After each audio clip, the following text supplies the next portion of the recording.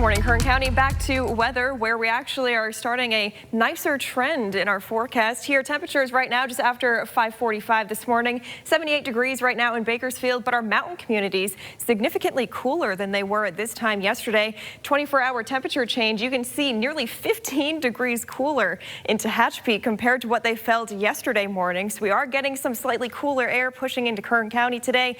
It's going to be also a little bit drier air as well. So temperatures here through the afternoon, less humidity here for today, and hoping here in Bakersfield to stay just below 100 degrees. If that temperature of 98 verifies into the afternoon, that will break up our 5-day heat wave that, as you know, has kept us quite hot in for the past several days. Could break it today at 98 degrees, 84 for Tehachapi, 79 beautiful down in Pine Mountain Club today, 90s and upper 80s over in the KRV. A couple of hot spots over in the desert, right at 100 in China Lake.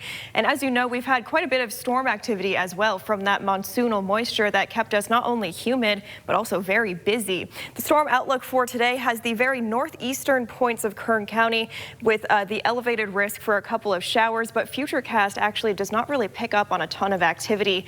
Very different compared to what we felt. Let me get back to Futurecast for you. We'll really see this play out here. Only one small cell being picked up on Futurecast in between Lake Isabella and Ridgecrest by around noon today. The bulk of the activity will actually be to our north in the Sierra Nevada. If we were to see any storms, it would be the very northeastern points of Kern County. Not out of the question, but much less of a risk of those scattered storms compared to the past several days. So we are getting set up for a much calmer stretch of weather. Slightly cooler for Thursday and Friday here. By Friday, 96 degrees. That is exactly our seasonal average for this time of year in Bakersfield.